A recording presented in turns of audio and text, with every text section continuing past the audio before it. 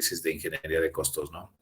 Entonces, vamos a ver algunos otros factores que intervienen en la ingeniería de costos que nos hacen necesario considerarlo en la ingeniería de costos, porque al final de cuentas todo esto repercute de manera directa o indirecta el monto del presupuesto. Entonces, voy a comenzar a compartir con ustedes el otro equipo para poder continuar. Entonces, déjenme unos segundos, déjenme nada más lo comienzo a compartir.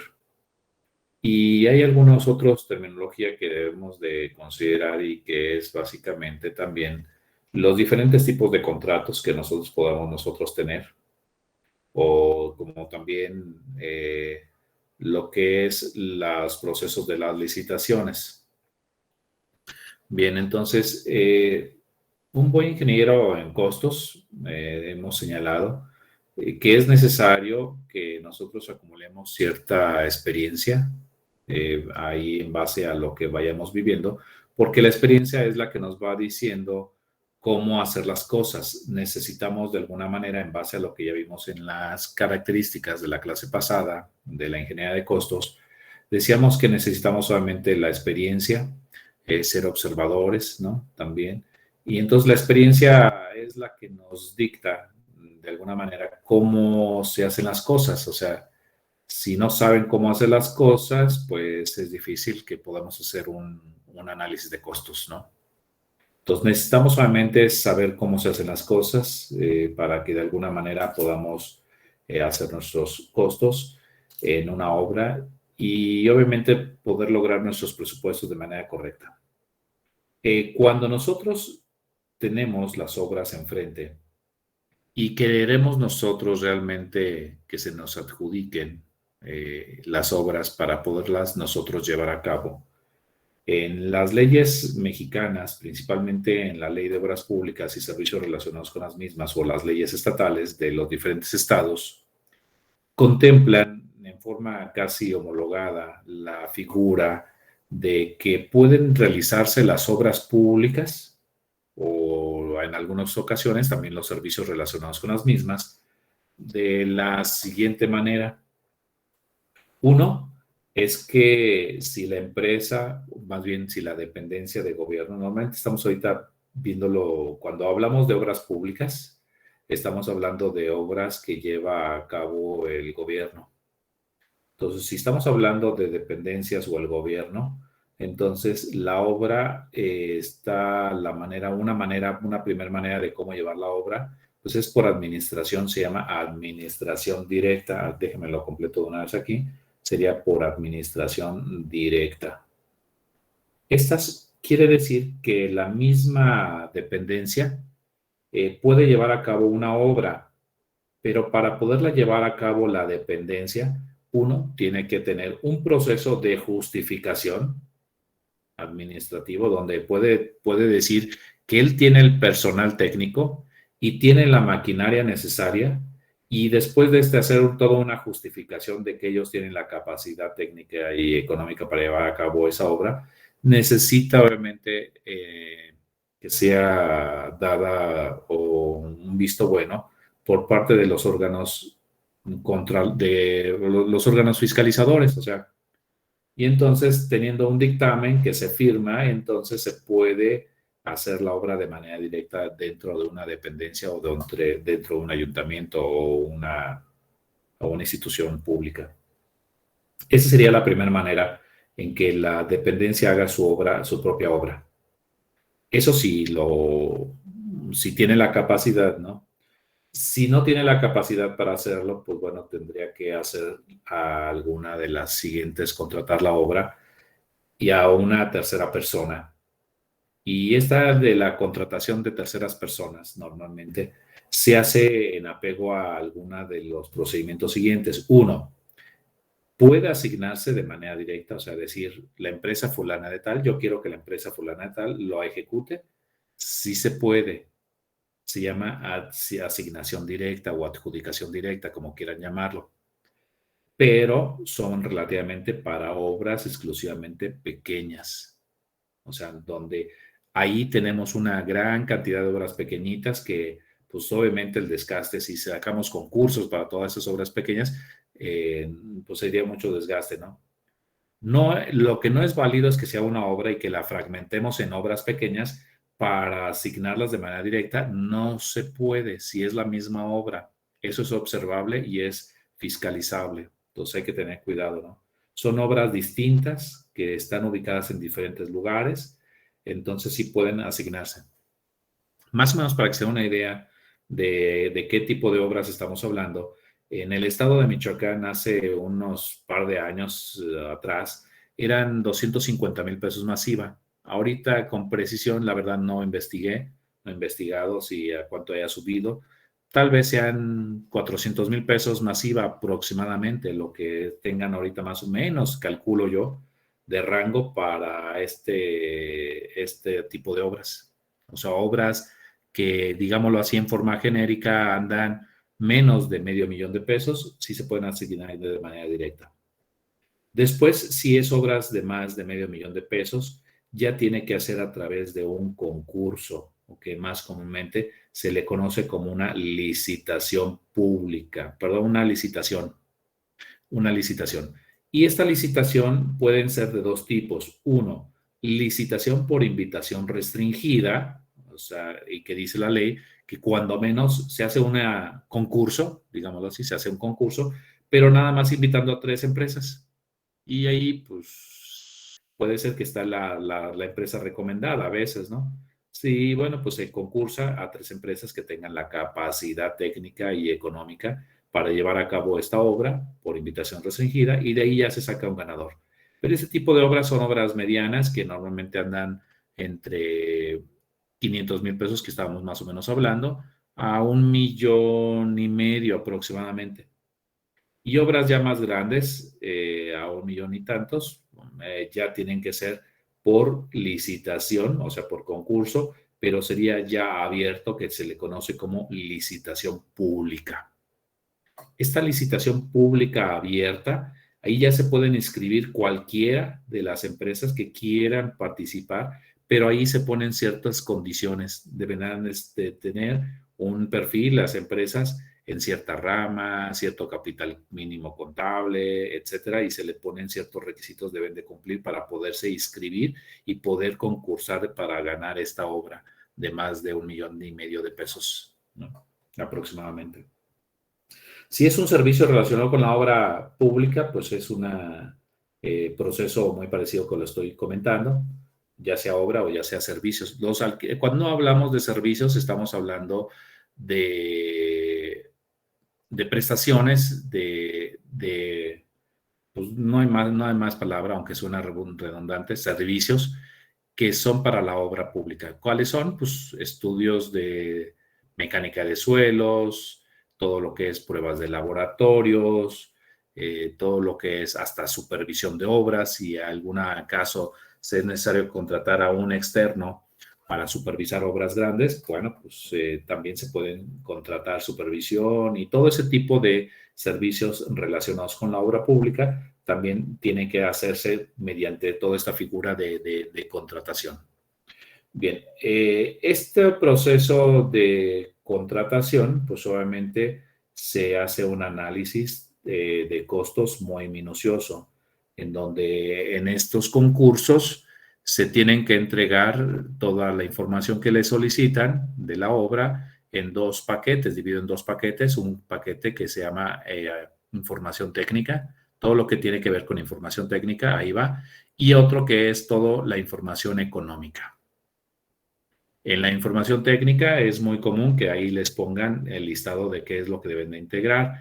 Va desde la capacidad, bueno, el acta constitutiva de la empresa, tienen que demostrar qué personal tienen, que los estados financieros y etcétera, etcétera. Bueno, todos esos documentos y también un listado de materiales, pero nada de la información que va ahí lleva montos, hasta programas de ejecución, pero sin montos. Son programas de ejecución con cantidades de obra. Si hay algún documento en el paquete técnico de montos o revelan algún monto de presupuesto, son descalificados. Y en el paquete económico, básicamente, está toda la información exactamente de la ingeniería de costos, desde el presupuesto, que es el primer documento que les piden, todos los análisis de los precios unitarios, el análisis de toda la mano de obra, de las cuadrillas, del factor de salario real, el factor de indirectos, el factor de sobrecosto, y hay una infinidad de los costos auxiliares y todo ahí un desglose muy minucioso que deben de anexarse. Y en los procesos de la licitación se hacen básicamente a través de dos revisiones. Una revisión que se llama cuantitativa.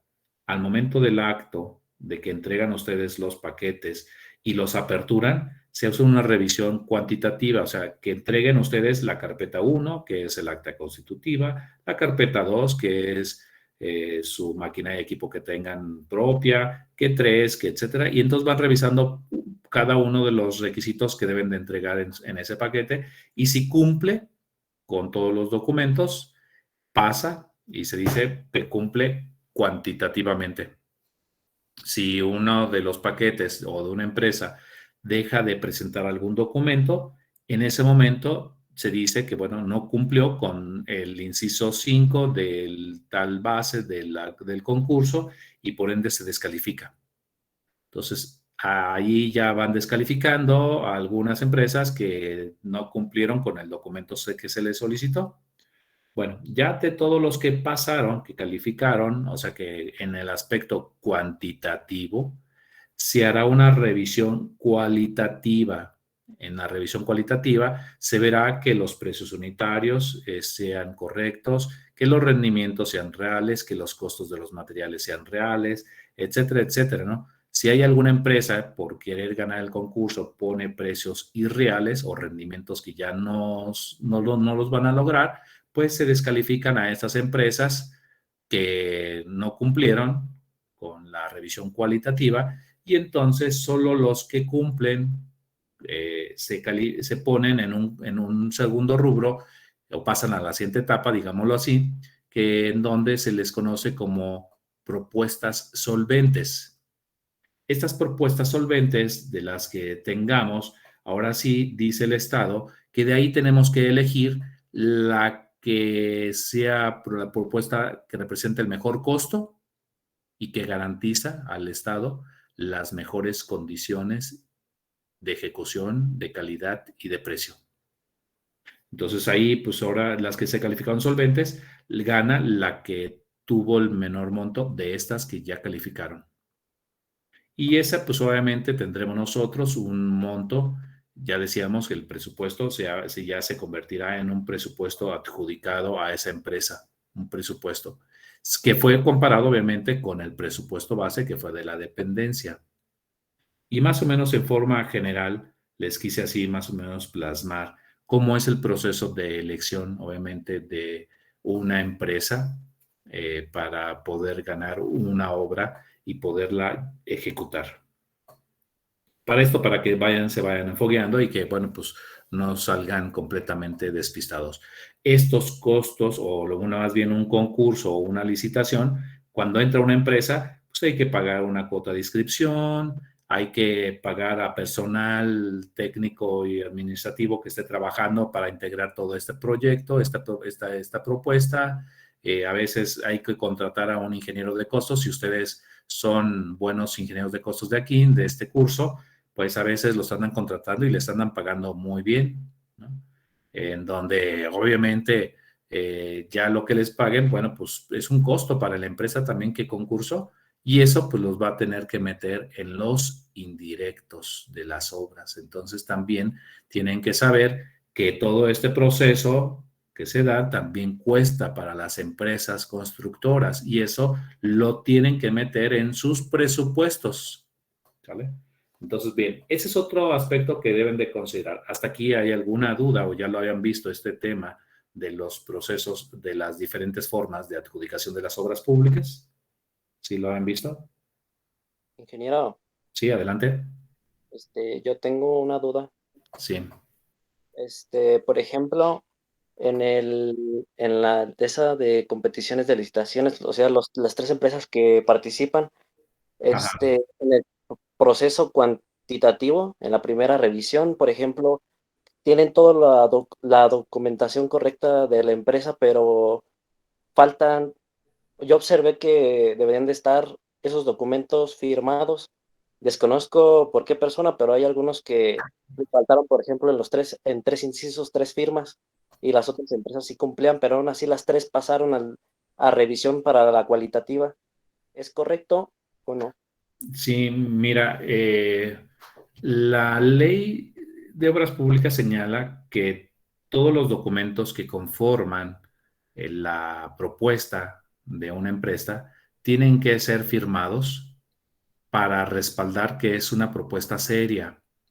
Y en ese sentido, entonces todos los documentos tienen que estar firmados. Si alguno de los documentos no están firmados, pues con eso es motivo de descalificación en riguroso sentido, ¿no? Entonces, igual, o sea, si hay un presupuesto, imagínate un presupuesto y no lo firman, pues cómo hay la garantía de que está correcto, ¿no? Y o puede ser un documento que metieron a alguien más o tiene que ir firmado y deben de ir firmados por el representante legal de la empresa, el que tiene el poder, porque normalmente entre uno de los documentos que les piden en el expediente, en el paquete técnico, es el poder notarial del representante legal, o sea, quién tiene la representación de esa empresa y puede firmar, no puede firmar cualquiera. Entonces tiene que ser el apoderado legal de la empresa quien debe de firmar los documentos. Y entonces sí, en ese momento, pues está incumpliendo. Aunque esta parte, si en la revisión cuantitativa, puede ser que no se haya percibido, pero si en la revisión, si se percibe, con eso es suficiente para descalificar a una empresa. Si no se percibe y en la revisión cualitativa se percibió, entonces ya se señala el por qué se descalifica a una empresa básicamente, ¿no? Sí, es lo que comentabas, ¿no? Sí, di respuesta. Sí, sí. Y también, por ejemplo, si las tres empresas sobrepasan el presupuesto base, y pasan a la siguiente revisión, ganaría la que tuviera el menos presupuesto. Así es, pero ahí la que se mete en problemas es la dependencia, porque el presupuesto base significa que estuvo mal hecho y eso consiguió, no sé, vamos a suponer 1 millón de pesos la dependencia para ejecutar una obra y la obra, las tres propuestas que llegaron fue de 1.100.000, 1.200.000, 1.300.000 y ya no le alcanza a la dependencia. Aunque le adjudique a la más baja, ¿cómo va a formalizar un contrato? No puede formalizar un contrato y se mete en una situación problemática la dependencia porque no puede firmar un contrato por 1.100.000 si nada más tiene él esta empresa, perdón, si nada más la dependencia tiene 1 millón de pesos.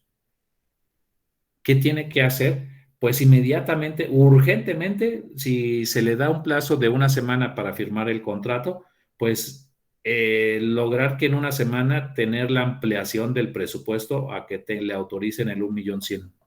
Tiene que hacer solicitar una ampliación presupuestal de esa obra o de esa partida para que le autoricen 1.100.000 porque estaría siendo observable si el funcionario, y eso es observable fiscalmente, si el funcionario firma un contrato por 1.100.000 cuando no tiene los recursos disponibles, está comprometiendo al Estado de manera especulativa y eso es penado, ¿eh?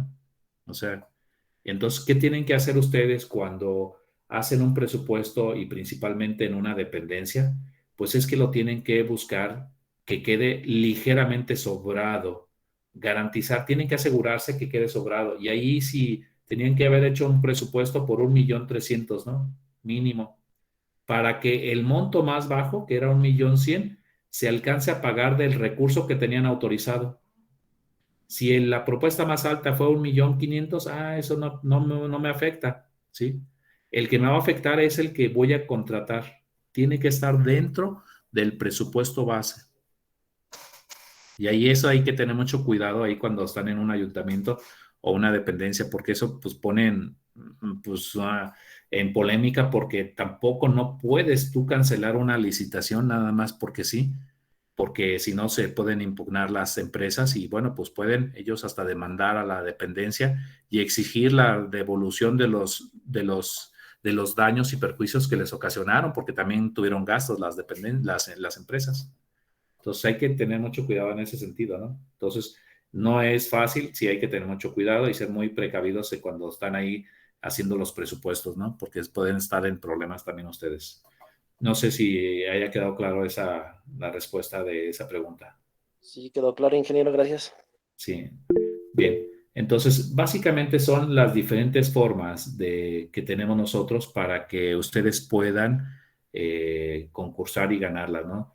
Ya les decía, cuando son invitación restringida, mínimo son 3, pero lo recomendable es que inviten a 4 por si alguna dice no, pues tengan 3 propuestas que puedan evaluar, porque si no, se deserta ese concurso y tienen que volver a repetir otra vez el procedimiento de esa licitación por invitación restringida y están perdiendo tiempo y esfuerzos, ¿no?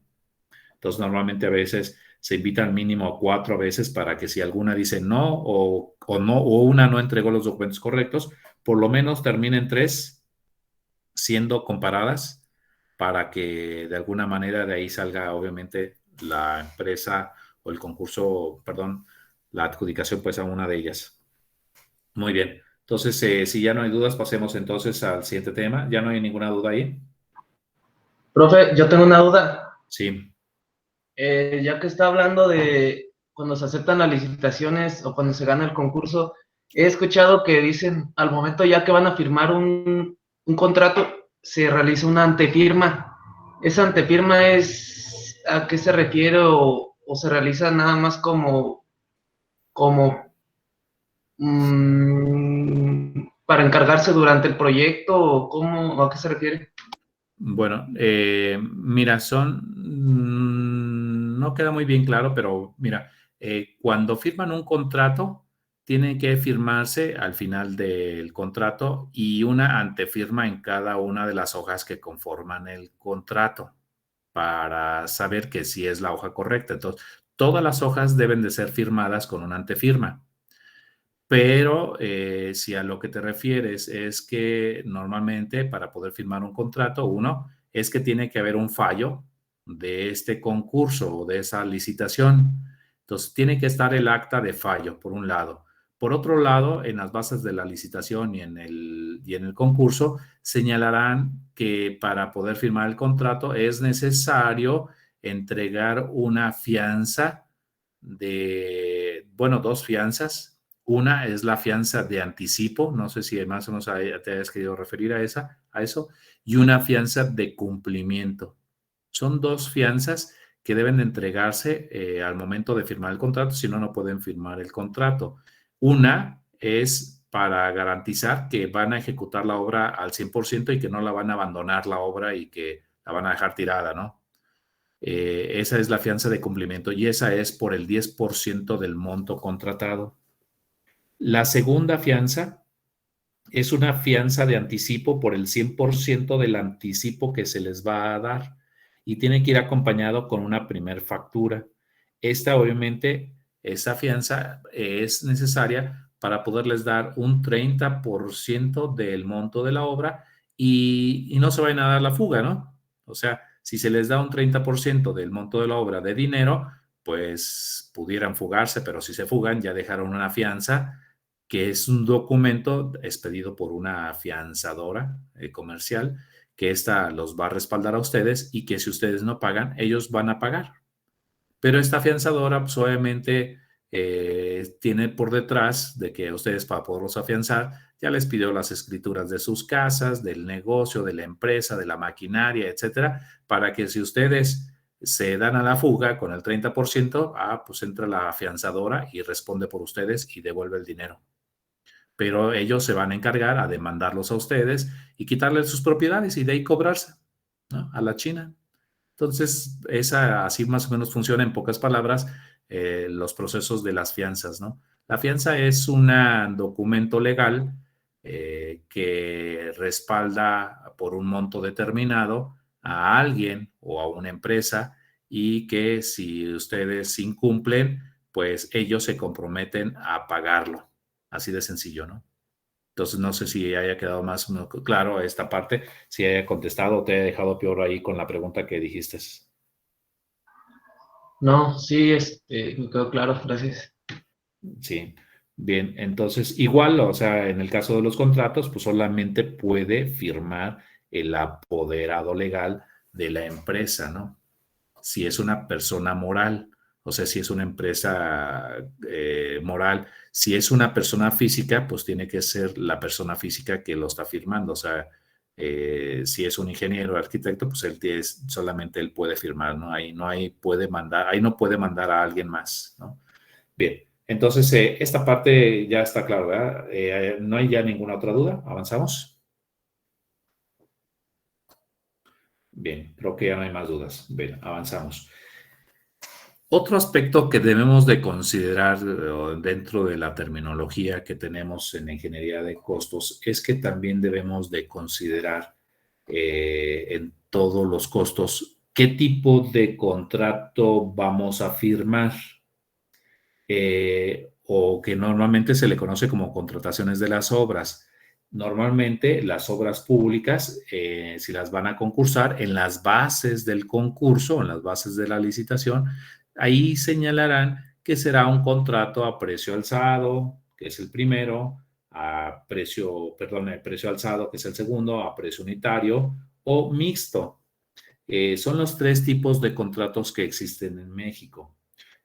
Bueno, aparte pues porque también legalmente pueden hablar de un contrato, pero eso ya es otra cosa, un contrato verbal y un contrato por escrito, que son los dos tipos de contratos que puede haber, que ya el contrato verbal, pues lo mejor es que sea un escrito, porque pues ahí recurrimos, no tenemos un documento que probatorio en realidad, ¿no?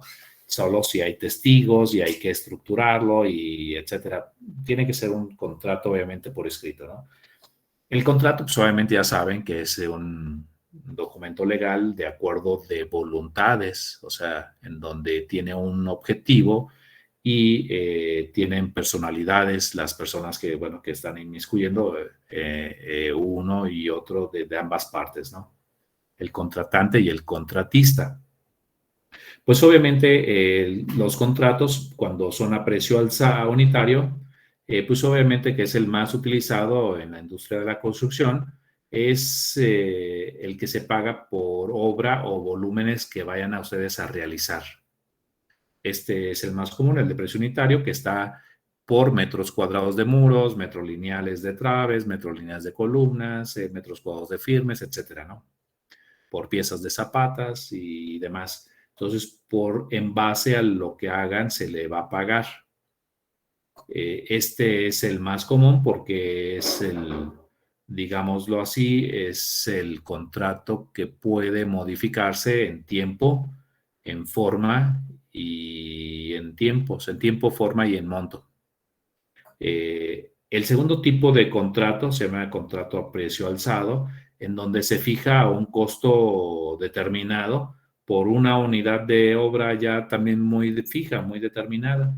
Y este tipo de contratos no puede ser modificado ni en tiempo, ni en forma, ni en costo. ¿Sí? Este es decir, es como un ejemplo. A ver, yo digo, bueno, voy a construir un aula, una escuela, y bueno, pues a precio alzado tal vez me dicen, pues sabes que hazlo a precio alzado, las aulas, pues no sé, van a salir en 500,000 pesos cada aula. Pero las tienes que dejar así, en estas características, así, y ya no puedes modificar. Yo contraté 500,000 pesos por aula y la tengo que dejar como me la especifican, ¿sí? Nada que le quiero hacer más grande el aula o más pequeñita, no se puede. Que quiero cobrar más, tampoco se puede. Si contraté en este contrato pues de precio alzado, si indiqué que lo voy a hacer en 3 meses, tengo que cumplir en 3 meses. No hay prórroga, ¿no? No hay prórroga. En el caso del contrato a precio unitario, pues si salieron más metros cuadrados de firmes, más o menos, puede pagarse menos o puede pagarse más, ¿sí? Entonces, en este caso, pues sí se puede modificar básicamente el monto de la obra dependiendo de los volúmenes. Y si hay un incremento a los materiales debidos a una inflación, pues también puedo solicitar un factor, un ajuste de costos o famosas escalatorias. Y entonces yo puedo ajustar todos mis precios unitarios por la inflación. En el segundo caso no se puede, ¿no? Entonces, por eso es más común el contrato a precio unitario. Pero también existe que sean mixtos, o sea, donde si yo contraté la escuela, puede ser que las aulas me las paguen a precio alzado y el resto de toda la escuela, la explanada, las canchas, el perímetro y todo eso que puede ser muy variable, pues me lo están pagando a precio unitario. Entonces, ese sería un contrato a mixto. Pero tenemos que considerar de alguna manera que si se incrementan algunos materiales, etcétera, si yo tengo un contrato a precio alzado, tengo que considerar todas esas posibles cambios o variantes que pueda yo tener en mi presupuesto. Por eso, de alguna manera, yo estábamos hablando que también los tipos de contrato también intervienen en las ingeniería de costos. Si es a precio unitario, pues ahí puedo tener cierto margen más pequeño y que si hay una inflación, pues yo tengo derecho a solicitar una inflación por un ajuste de costos por la inflación y en donde yo puedo actualizar todos mis precios unitarios. Bien, hasta aquí vamos bien. Yo tengo una duda, Sí, adelante. profesor. El contrato por precio o a precio alzado, ¿en qué ocasiones es más conveniente usarlo? Porque pues me imagino que si existe o si hay, es porque es conveniente usarlo en ciertas ocasiones.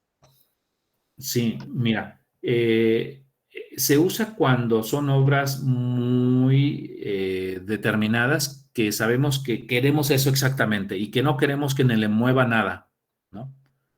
Si yo tengo, por ejemplo, el aula, si yo sé que quiero un aula tipo y que yo quiero todas las aulas igualitas y que no quiero y que quiero más bien garantizar a que no me va a decir el constructor, ¿sabes qué? Pues al final de la obra ya se fue al 200% más caro tu escuela. Pues en esos casos yo puedo contratar a precio alzado y yo ya sé que si me van a cobrar 500,000 pesos por aula y si tengo yo 10 aulas, son 5 millones. Pero yo ya sé que voy a pagar 5 millones y que no se va a mover ahí de 5 millones. ¿Sí? Cuando queremos asegurarnos que una obra no se mueva el monto o no se mueva el plazo, podemos contratarlo por esta figura a precio alzado. Que si se equivocó el constructor y cotizó mal y no al constructor me dijo que me la hacían 500,000, pero a él le salió en 600,000, pues ya es su problema, ya la regó. Ahora está obligado a hacer la obra por 500,000 pesos. ¿Para quién benefició? Pues, al que lo contrató le benefició porque pues si era más caro o resultó más caro, pero él contrató por 500, va a pagar 500,000 pesos. Allá es bronca del que no hizo bien su chamba, que es el constructor, ¿no? Pero si hace bien la chamba el constructor, pues si a él le salen 450,000 pesos pues, y contrató a 500, pues ya sabe que tiene 50,000 pesos de ganancia, ¿no? Entonces, tiene sus pros y sus contras, ¿no? O sea, en ese sentido, un contrato y otro.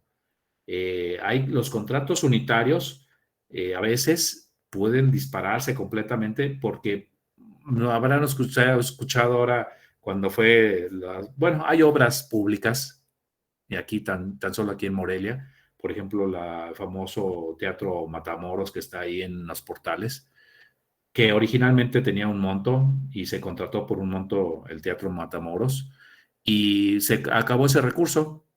Le dieron otro tanto igual, hicieron otro presupuesto, otro ajuste y otra vez volvió a quedar incompleta. El chiste de que después de 10 años lo iban a inaugurar para el año, ¿qué? 2000 o algo así, para el bicentenario y bueno, el chiste de que no sé qué tanto rollo hicieron y apenas después de 15, perdón, 12 años casi, después de que lo iban a inaugurar hace 12 años, apenas se acaba de abrir básicamente o concluir la obra.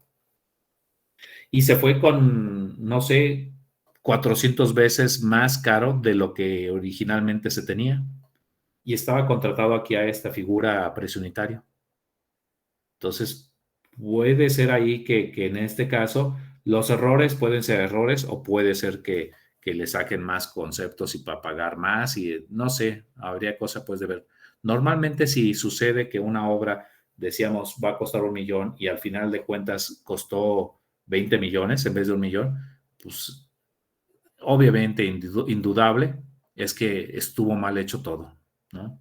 A lo mejor desde el presupuesto, la cuantificación, la dependencia, o sea, todo, dejaron de poner los conceptos completos, pusieron precios unitarios que no eran, y el proyecto estaba incompleto, mal, una infinidad de cuestiones que podemos decir que obviamente ahí está empantanado de errores y de cosas malas en esa obra, ¿no? Entonces, ahí pues hay que tener cuidado porque ahí entran las auditorías y comienzan a hacer observaciones y pues comienzan a quedar mucha gente embarrada ahí en cuestiones y hasta el bote van a dar muchos, ¿no? Por cuestiones de hacer las cosas mal. Entonces, bueno, pues hay que tener cuidado ahí en eso. Ve, esos son los diferentes tipos de contratos. No sé si ya no haya ninguna otra duda. De mi parte no. Todo claro, muchas gracias. Sí, de nada. Bien, entonces pasemos entonces al siguiente. Y con eso cerramos ahorita ya con este tema de los diferentes tipos de contratos. Con eso cerramos algunos términos básicamente importantes o factores y conceptos de alguna manera que tenemos que considerar en nuestra ingeniería de costos. No vale la pena obviamente que entremos a la definición de todo porque hay muchísimos temas, factores que en realidad tendremos que definir, como qué es el factor de salario real, qué es el factor de sobrecosto, una infinidad, pero mejor lo vamos viendo cada uno de los términos conforme vayamos viendo, adentrándonos a la ingeniería de costos. Mejor pasaremos al capítulo número 2, que tiene que ver con las especificaciones, ¿sí? Y este tema de las especificaciones, básicamente podemos considerar que son una descripción detallada de las características o condiciones mínimas de calidad que deben reunir los productos o las obras. Obviamente estamos hablando de descripción detallada de las características y en las cuales entonces vamos a tener que hablar que son, en pocas palabras, documentos que contienen información en cuanto al diseño en cuanto a diseño, a los materiales, tiempos de ejecución, definen parámetros de calidad, métodos constructivos, nos dan algunas recomendaciones de ejecución en cuanto a manejo, seguridad, alcances y hasta algunas limitaciones que nos dan también que podemos tener o tolerancias que podemos tener en las construcciones. Obviamente nos sirven para el análisis de los costos y nos dan o nos fundamentan las diferentes formas también para medir los precios y para pagar los precios unitarios. Si vemos, es algo, todo esto que estamos diciendo, pues es muy amplio. En realidad, cuando hablamos de especificaciones, tenemos que clasificarlas para poder más o menos estudiarlas y ver e irlas particularizando, ¿no? Y entonces las especificaciones vamos a tener de dos tipos. Uno, especificaciones que le llamaremos generales, que son de aplicación global para todos y para todas las obras, o sea, tenemos que aplicarlas en todas las obras. Esas especificaciones generales pueden ser desde reglamentos de construcción, pueden ser normas oficiales, como las normas oficiales mexicanas, pueden ser especificaciones constructivas como tales, y todas esas son especificaciones generales que debemos de aplicar en nuestras obras. Debemos dicen que las leyes no exime su ignorancia o la ignorancia y, o sea, son de aplicación general, como todas las leyes también. Que no las conocía, pues ese es tu problema, ¿no? Tenías que aplicarlas, las especificaciones del reglamento y demás. Entonces, estamos obligados a utilizarlas todas en nuestras obras, las especificaciones generales, que es lo que ya están ustedes comenzando a investigar. El segundo tipo de especificaciones son las particulares, las que solamente aplican para una obra en lo individual. Estas especificaciones particulares nos dicen, pues, desde los elementos constructivos, sus resistencias, sus armados, sus características, acabados, qué acabados le voy a dar a mi construcción, todo eso están. Y esto entonces quiere decir que en las especificaciones particulares, los planos arquitectónicos es una especificación particular. Los estructurales también. Las notas que están ahí en lo estructural también forman parte de las especificaciones particulares, pero nada más son para ese proyecto, ¿sí? Entonces, las primeras son de ámbito global para todas las obras y las cuales las generales, las vamos a clasificar por área o rama de la ingeniería. Vamos a encontrar especificaciones para los caminos, especificaciones para puentes, especificaciones para la edificación, especificaciones para chats, y así nos vamos a ir. Para redes de agua potable, especificaciones y ahí vamos a tener una diversidad de especificaciones de acuerdo a cada una de las ramas de la ingeniería y cada uno de estos son tomos y son documentos amplios, muy grandes, como ya lo han de haber estado notando en su investigación, y que tenemos una diversidad. Y la otra es que aquí en este caso, lo que identifica las especificaciones generales y a las particulares, que las primeras las emiten órganos gubernamentales o rectores. Si no es un órgano rector, no tienen validez esas especificaciones, tengan cuidado. Las especificaciones particulares sí pueden ser emitidas por el diseñador de sus proyectos o ustedes, ¿no? Entonces, estas sí son hechas por los individuos y estas son hechas por los órganos rectores. Bien, entonces vamos a ir viendo cómo podemos también ir clasificándolas, estas especificaciones. ¿Hasta aquí va bien? ¿Hay alguna duda hasta aquí? ¿Dudas hasta aquí? ¿No hay dudas? Bien, creo que no. ¿O ya se durmieron? No, no hay dudas. Por ahora. Bueno, si ya se durmieron también para yo ya Todo irme. claro. Ok, bueno. Vamos bien. Yo sé que a veces la teoría es un poquito medio engorrosa, pero son nada más estas primeras clases, porque ya después nos estaremos metiendo ya de lleno toda la ingeniería de costos, ¿no? Pero sí es importante que mencionemos esta parte de la teoría, aunque sea muy genérica y muy rápida, porque afectan lo que es el costo de los presupuestos y de sus obras. Bien, pasemos entonces a ver las especificaciones generales. Entonces, ya decíamos entonces que las especificaciones generales son lineamientos, normas o reglamentos agrupados en una determinada área constructiva. Algunas de estas especificaciones pueden ser algunos reglamentos, pues ya físicamente de constructivos, como es el reglamento de construcciones del Estado, el reglamento de construcción del municipio de Morelia, los cuales pueden tener un ámbito de aplicación o rango local, regional, nacional o hasta internacional.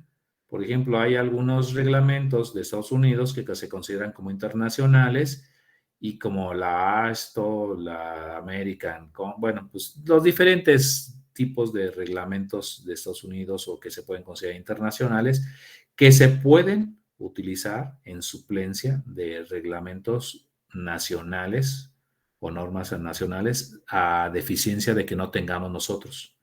Casi todas las leyes así lo manejan, que a deficiencia de tenerlas o de tener una ley, podemos en suplencia poner alguna ley de algún órgano superior por ejemplo, en el municipio de Morelia, si no tenemos una ley, podemos usar una del Estado. Si no tenemos la del Estado, podemos usar una de la Federación. Entonces, o igual o hasta internacional.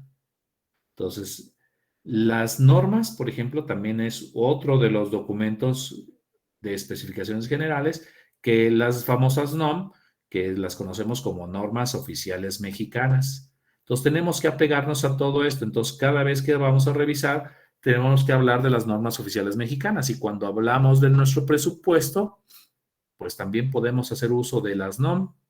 Podemos decir que suministro de cemento puzolánico, Portland, ordinario, que cumplan la norma NOM número guión 0015 diagonal 455 del no sé qué.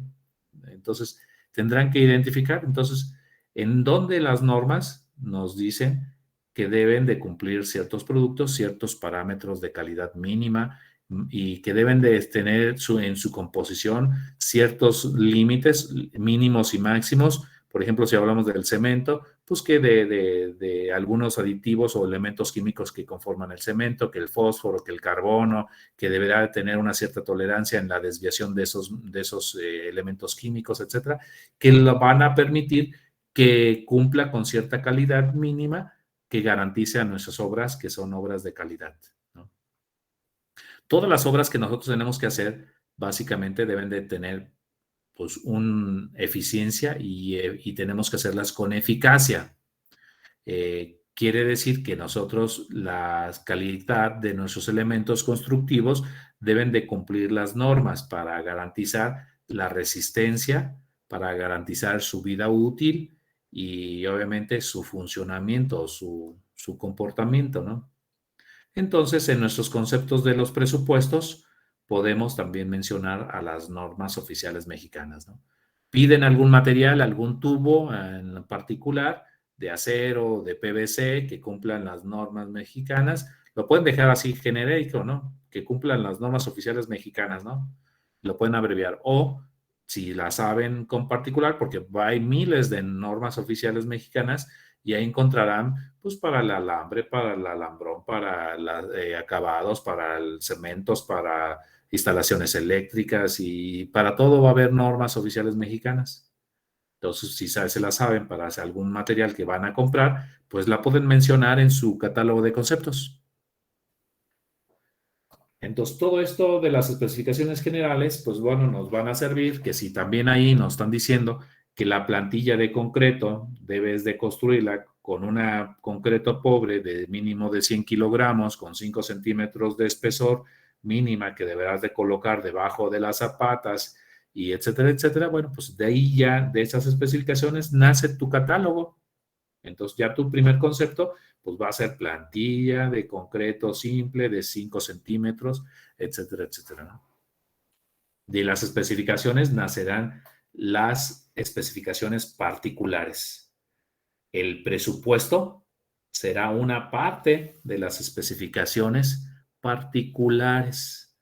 Ya decíamos que los planos también, o sea, los planos arquitectónicos, estructurales, todo eso son parte de las especificaciones particulares. El catálogo de conceptos o el presupuesto también es parte de las especificaciones particulares. Que memoria de cálculo, pues también es parte. Que la mecánica de suelos, también es parte de las especificaciones particulares. Entonces, yo creo que ya más o menos quedó claro qué son las especificaciones generales y cuáles son las especificaciones particulares. Y ahorita la investigación que están haciendo es sobre las especificaciones generales, donde ustedes van a tener una síntesis de los diferentes temas que están investigando y que ya entonces, básicamente a partir de la siguiente semana, van a comenzar a exponer. Y si os gustan, yo nada más terminaré esta parte de las especificaciones particulares y comienzan a exponer ustedes para tratar de cerrar esta parte de las especificaciones y ya irnos ya a lo más agradable, que es la cuestión numérica ya de la ingeniería de costos. ¿Alguna duda? Si quieren, vamos a dejarle hasta aquí. En la siguiente clase continuamos, pero no sé si tengan alguna duda hasta aquí. ¿Dudas? No. Muy bien. Entonces, vamos a dejar aquí la clase. Ya continuaremos. Entonces, la siguiente clase. ¿Sí está correcto? Sí, ingeniero. Entonces contemplen, por favor, que a partir de la siguiente semana van a comenzar a exponer todos en la siguiente semana para que se preparen. Nos vemos entonces en la siguiente clase. Que estén bien. Hasta luego.